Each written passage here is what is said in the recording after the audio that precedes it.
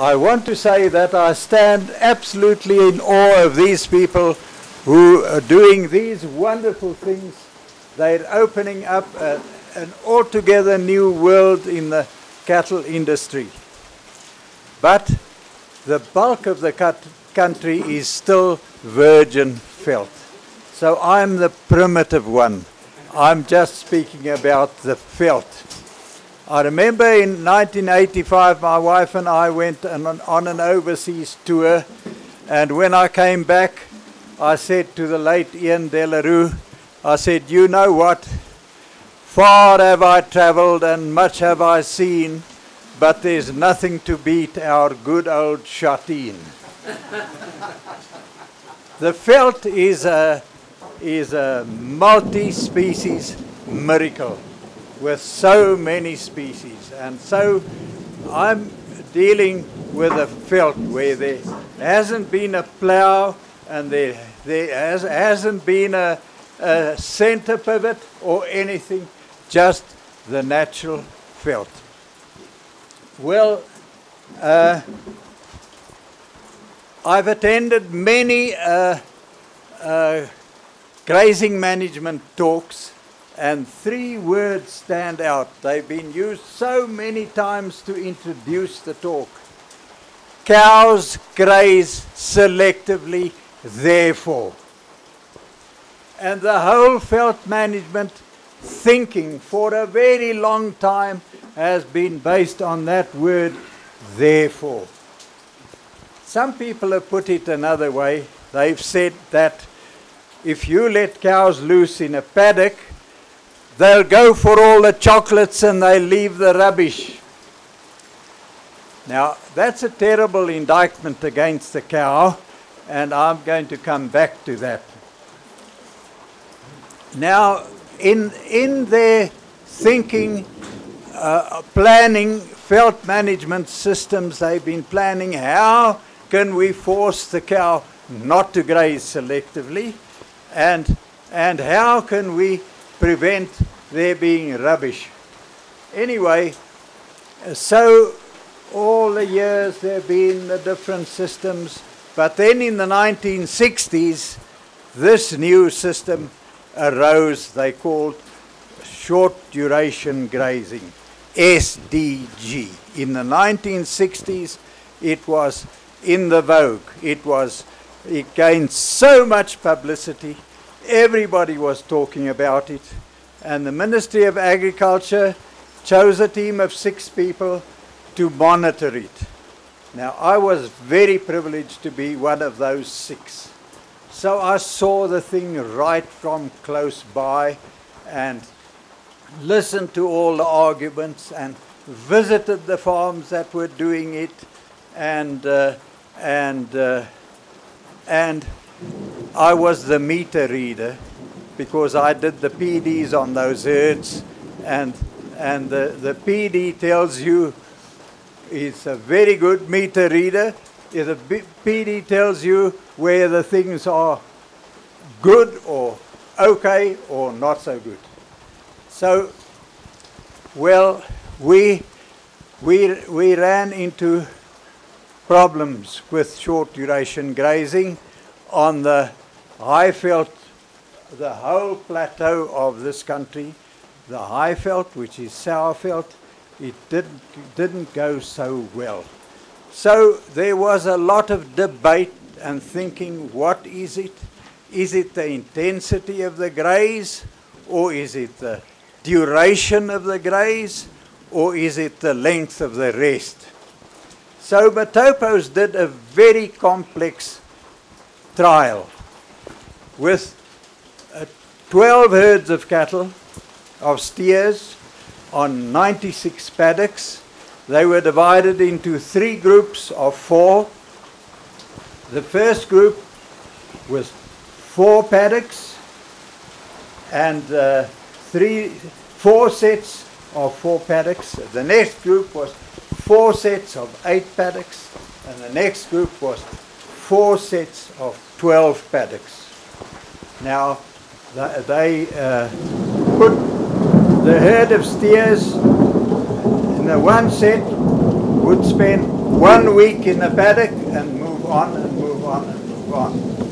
And the next herd would spend 2 weeks in the paddock and move on and move on and move on.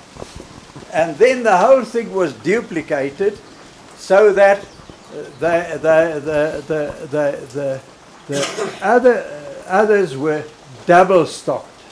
The first lot was stocked at according to their calculated carrying capacity of the veld, and the others were stocked double that level. So you had double stocking, the whole thing duplicated in the 4 paddocks, in the 8 paddocks, and in the 12 paddocks. So that experiment measured so many things: the intensity of graze, the duration of graze, the length of the rest, and how heavily they were stocked. Now, the steers that did the very best were those where the veld rested the shortest. 3 weeks, 4 paddocks, 1 week, 1 week, 1 week. 3 weeks, they back again. They did the best. And then, interestingly, those that were double stocked, doing the same thing at double the stocking rate, did almost as well as the top ones. There was very little difference. But going the other way, where the rests were the longest, in the 12 paddocks, 2 weeks, 2 weeks, 2 weeks, meant over 5 months rest. Well, those stocked at the conventional level were very poor. But those stocked at double that were poverty stricken. So there you had, on exactly the same veld, ranging from very good performance to poverty stricken, just from the way you grazed, just from the matter of rest or intensity of graze or whatever. So that trial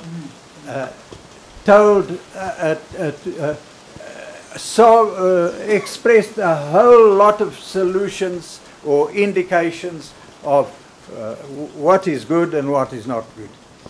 Strangely, that experiment was not given much publicity, and strangely, the grazing people didn't take much notice of it. Right. So,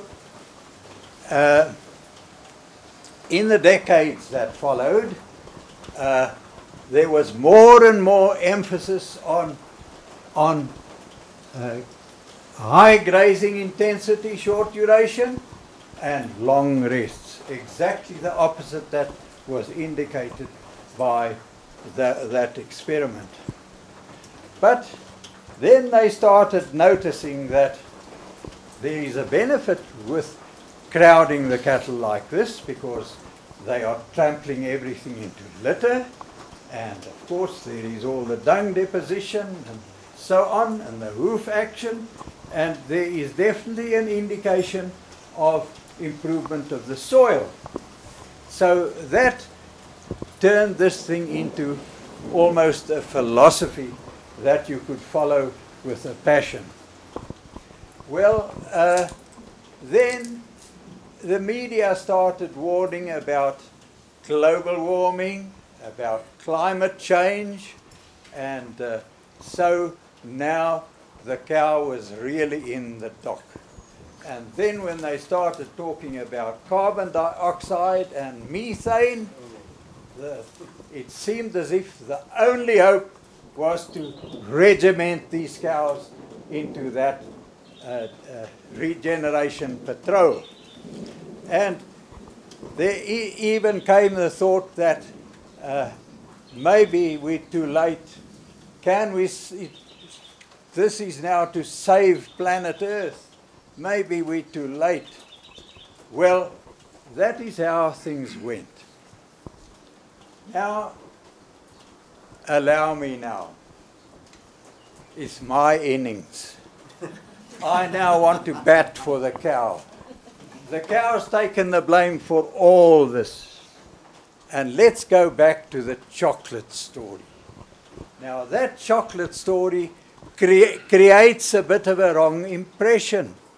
It isn't as simple as that, chocolate and rubbish. If it was so simple, we would not have more than 500 species of grass left in the country.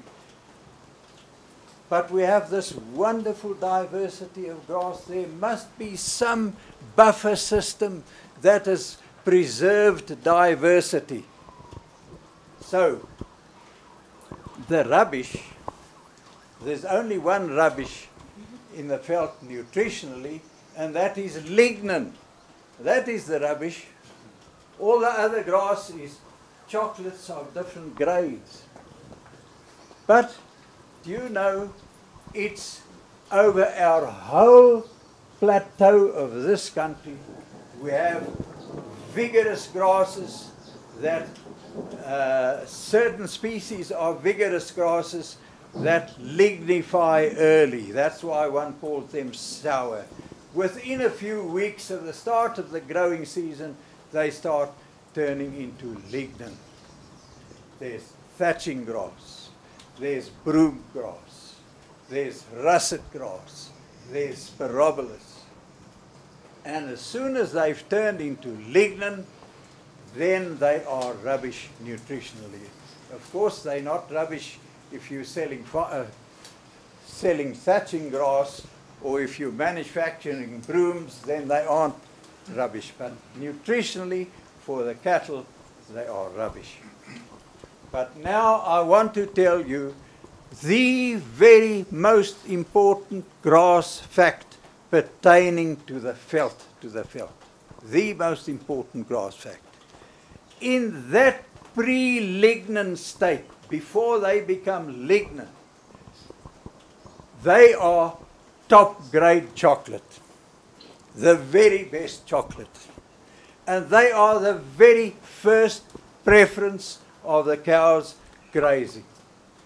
They will graze broom grass, they will graze russet grass, which incidentally in Afrikaans is called koperdraadgras, copper wire grass, and they will graze spirobolus. They will graze it before they even look at panicum or any of the other sweet grasses. They will graze those grasses. And as long as they can keep those grasses short, that is their preferred grazing right through the whole growing season. That is what gives you maximum summer weight gains. That is what gives you maximum fertility. Now, you may ask me to prove that. Well, I know one man, one rancher who for 5 years now, he's averaged over 95% conception rate on pre-lignin thatching grass. Then, there are so many other examples. I won't, but believe me, that is the most valuable production of the veld, is the pre-lignin sour grass. But now there's another big advantage, and this is the wonderful buffer that has preserved all the diversity in the veld. And that is, while they are grazing that grass short, all the sweeter grasses are getting away and maturing to provide their winter contribution of maintenance chocolates.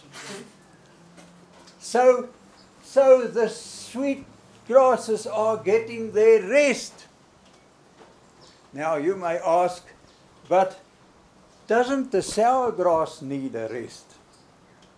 Well, everyone will say, of course, they need a rest. But now I ask you to judge.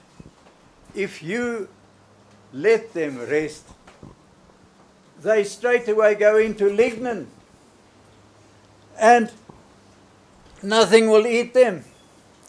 And if they stand in that state for one season, they start going moribund. So what does the rest help them? But rest sweetgrass, it grows, it produces seed, it reproduces itself, and it gives you winter grazing. Look, I'm not criticizing these people who are doing a wonderful thing in altogether different circumstances. But when you come to the natural veld, this is a primary rule. Now you'll say, well, what do you then do with that grass that is lignified? What do you do with it? Now, here's a very important thing.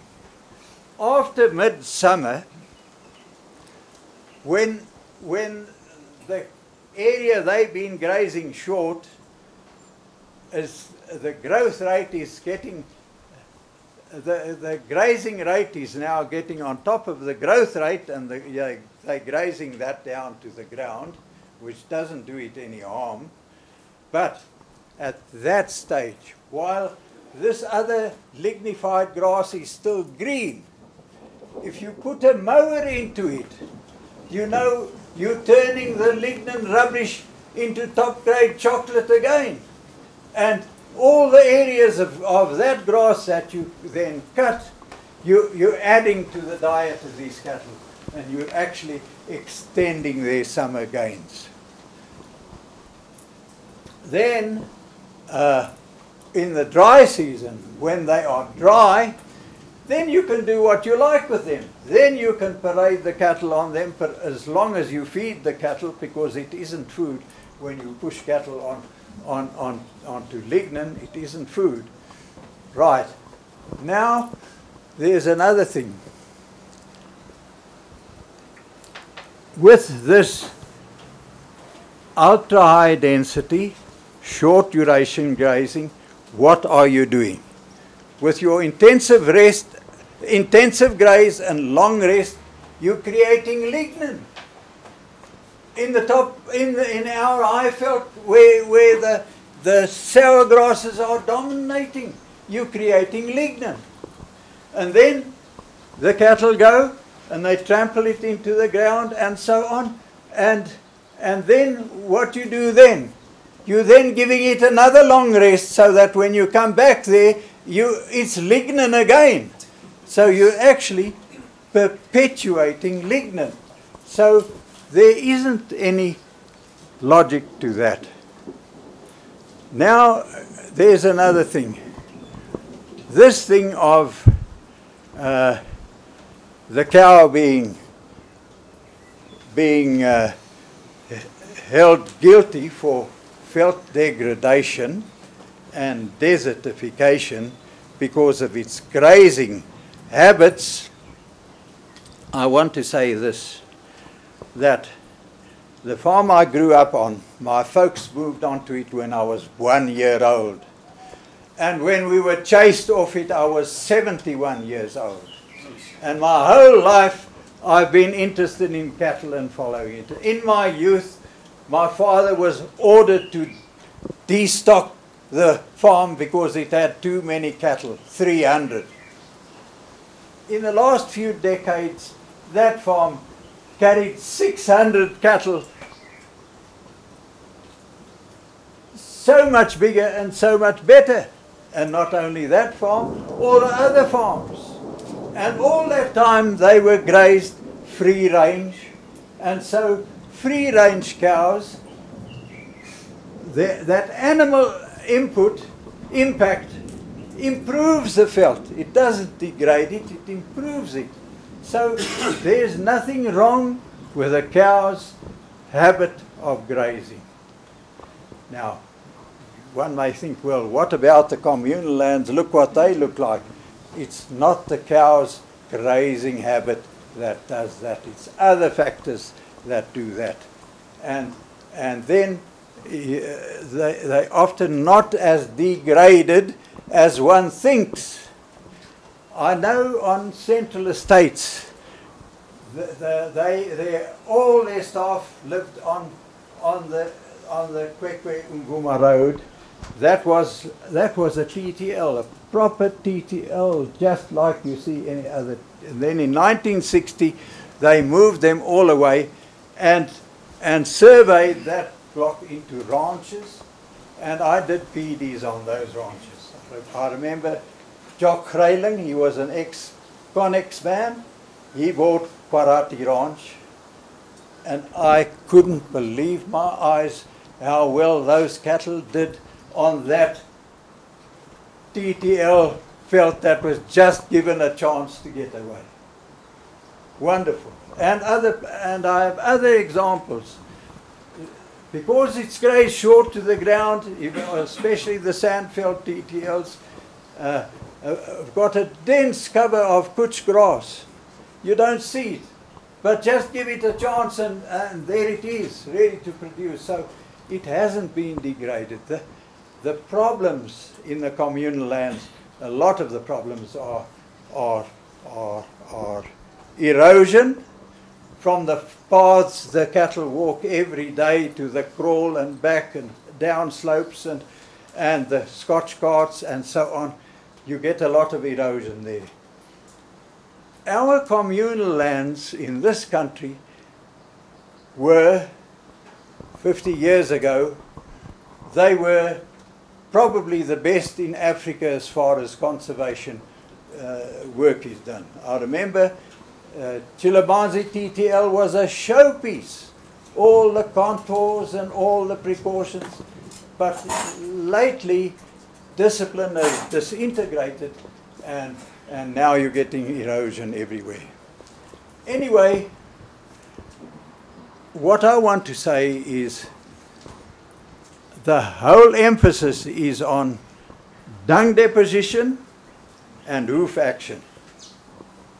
And this lignin parade going through the farm is trampling lignin into the ground. But what does the cow do when she has a choice to graze as she wants? During the summer months, they will be grazing that top grade chocolate, keeping it short, and all the dung and hoof action will be concentrated where it is working, where you have the biological cycle in full swing. And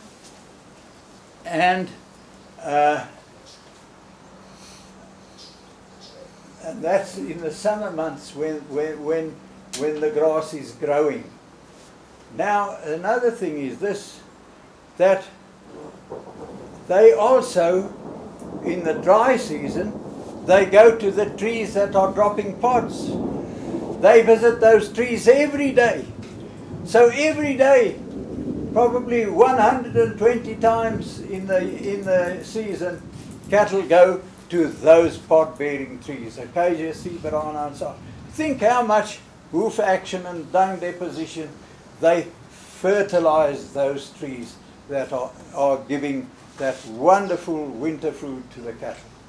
And then that dung doesn't just only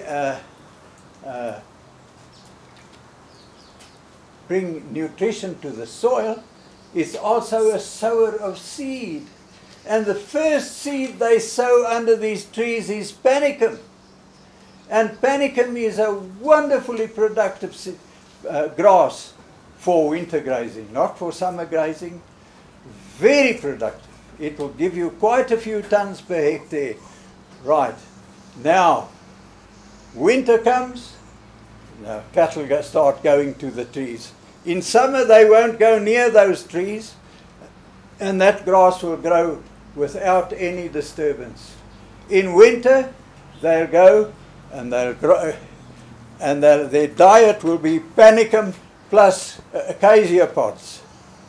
Wonderful diet. So the cows' grazing habits are not to be blamed for desertification and for degradation and for quite a few other things. Right.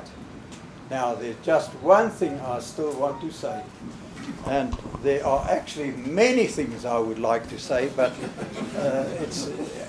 time is now running out. One thing I want to say. We hear that, oh, but of course, you can double the number of cattle you carry. Can you? That Matopa's experiment showed you that as you get longer rests and more intensive graze, the increase in numbers is more damaging, because it's all lignin, it isn't food. The very most productive part of the veld, your sour grasses, has been abandoned to become lignin litter, whereas those are really the backbone of carrying capacity.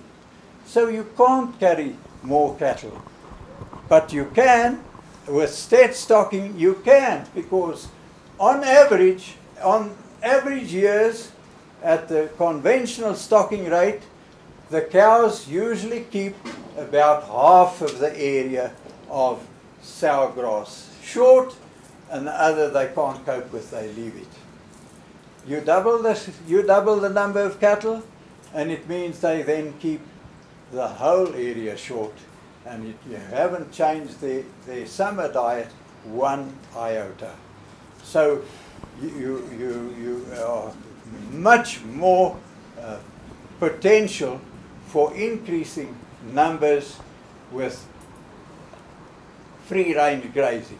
And I've seen many cases of increased numbers of free-range grazing. Now look, I'm not just sucking these things with from my thumb. I've been doing thousands and thousands of PDs on ranches. This is ranches that haven't got center pivots or plows or anything on the veld, that are on this short duration grazing. Whether you call it holistic or whether you call it the other, that's just terminology. But the cattle performance has been so poor that you almost feel you want to call the SPCA to come and have a look. That's the experience that I'm having, and it's my duty to try and bring a bit of logic and to give a bit of advice, but I'm telling you, that advice is not taken. It's simply not taken. People have a passion over this, and it's good to have a passion. I have a passion over cattle. It's good to have a passion. These people who are doing a wonderful thing that they told us today, they have a passion over it, and that's right. They must have a passion. I think I've spoken enough. Thank you.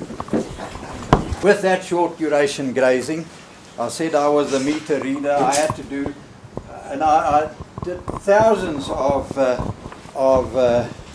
PDs and monitored all the factors: stocking rate, breed, type of veld, etc., etc. And I did a paper which was published in the Rhodesian Agricultural Journal. And this is the paper. If it's to spare, you can have it. Whoever will photocopy it for someone else. Right. Anyone wants a copy? I just want to tell you that in 1971, the veterinary profession had a congress, and they decided to allocate a whole morning to veld management. So important was the matter.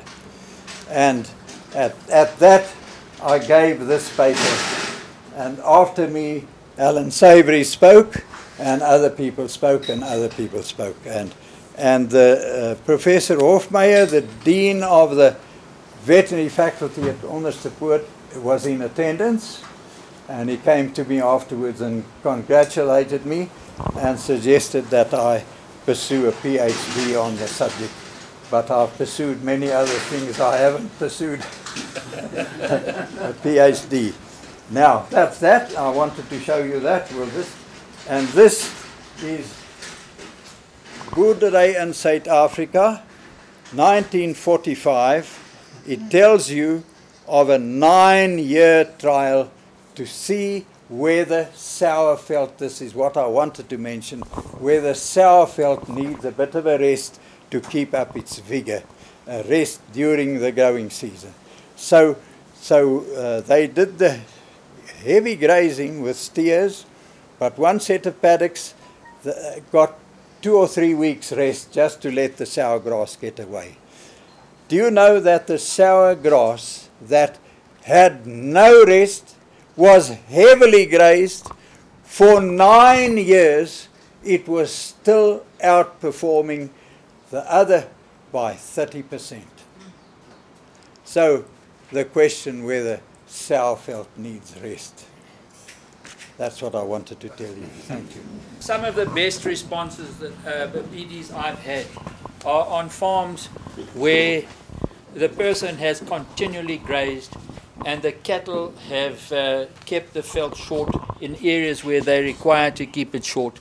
And I can tell you from my limited observation, going there afterwards to see where they achieved this performance, I did not see any major damage to that veld. So one of the best systems I've seen practically is a 2-paddock system where the animals will graze through the summer. The other paddock is completely rested until such time in around May. Then his seed on that Sauerveld is ready to drop.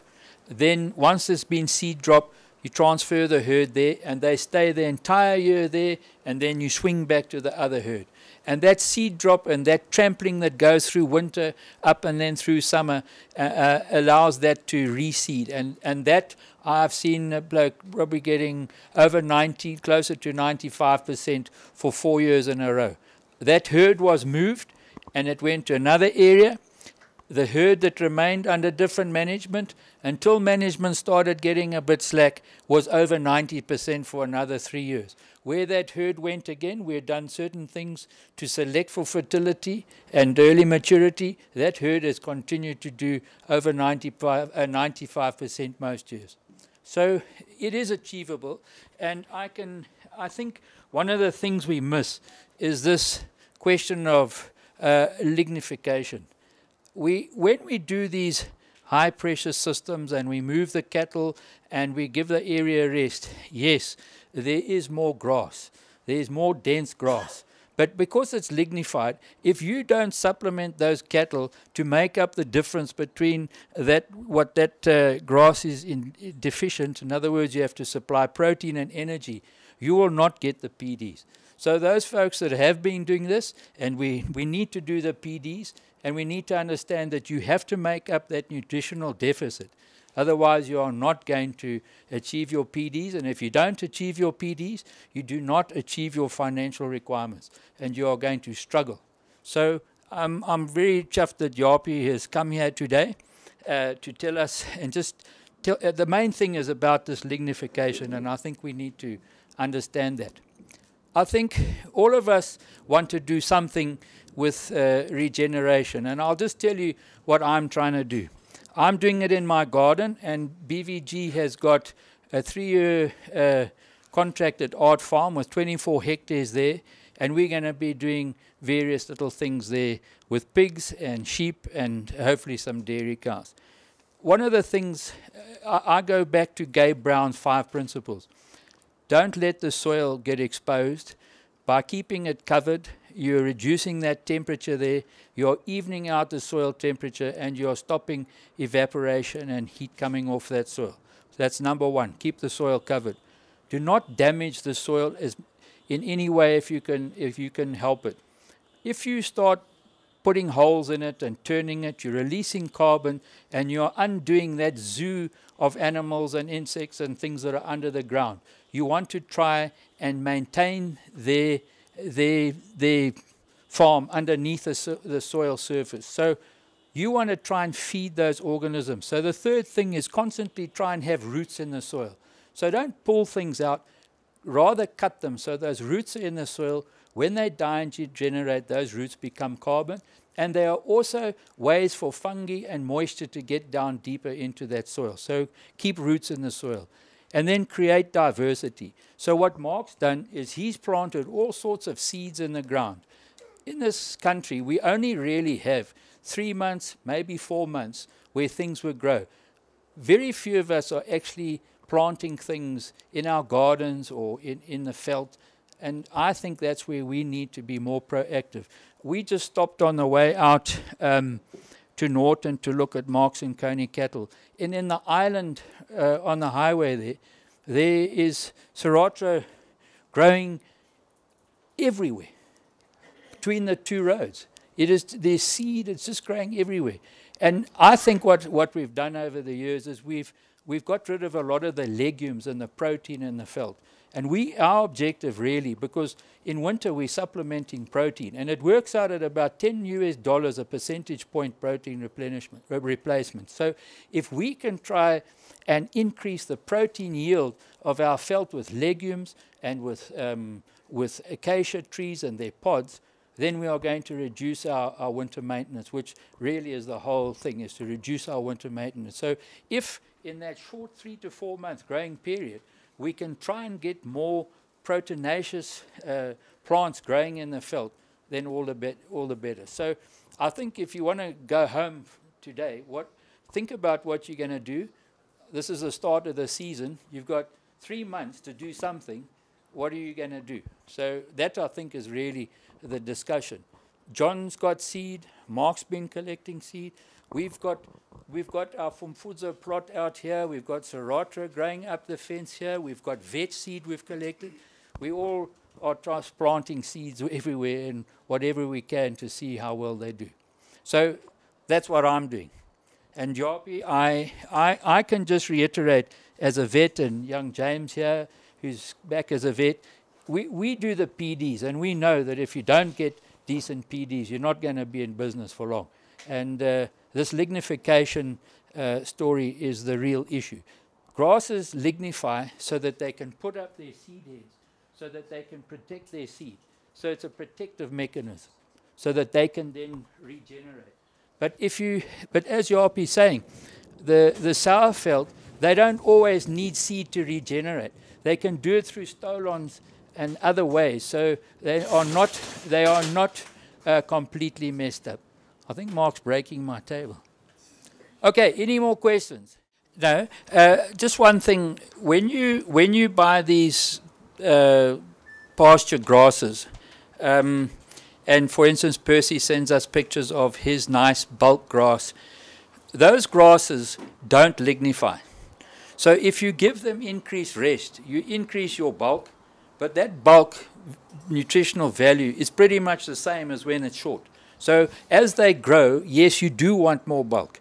But our sour grasses are different. They lignify, or they give up certain turpentines and that to protect them. So when you're planting ryegrass and you're planting some of those foreign grasses and what's the one from Kenya? Cuckoo and things like that, you want that longer rest because that's going to give you more bulk and more food. But with our grasses that lignify, it's not the same process. You need to keep them really short. So we know that going through to maintain your body condition between 3 and 3.5, or between 2 3/4 and 3.5 body condition score, you know what percentage protein needs to be there. So if we know that, and we know that, for instance, that Cibarana seeds give you 16% ground up, we know that that can carry you and can carry milking cows, etc., and it can carry so much, can carry dry cows. So we know what they need to receive through the year. And then we need to try and say, well, what kind of felt do we put in front of them? So yes, we can manipulate that. And of course you can buy supplements and you can achieve it like that. But how can you do it with 3 or 4 months of rain, plant the stuff so that it's either pods, which is delayed, or how do you produce protein that's now in summer, or protein, say, through the autumn period? through some of your legumes and things like that. So I think that's the kind of thing we need to sit and plot our fodder flow a bit more carefully through the year. You know, if it's really wet, you know that when things are really wet, we know as vets you get a lot of coccidiosis and those kind of things, and wet navel, so you have high mortalities. So there's like a little window where you don't want to have to feed lactating cows too early, otherwise you've got to provide for silage and things like that. So it's quite a narrow window from around about October, November, December, when you want them to calve. Yes, you might forfeit a bit on weaning weights, but then the cows get the green at around about the peak, when they're at peak lactation between 2.5 to 3 months. So when there's nice growing felt. So the timing of such is quite important now, when we're relying more on felt than crop residues than we have in the past. Yeah. Yeah, I want to ask you, Mumiapi, so in general you've got the Miombo on the plateau. Miombo is a climax dominant vegetation, and it goes to hyperrhenia. You talk about plant succession without grazing animals, or without a high impact of grazing animals, goes to hyperrhenia, grasses and trees. However, on the other extreme, if you have what we had in the communal lands, where you're very overstocked because of people pressure, too little land, and also cropping, then you end up with cooch, kupinga, okay, and that's very good in terms of holding the soil, because the cover is good. So it's good in that term, but it's not, and it's very nutritious, but doesn't give you the bulk.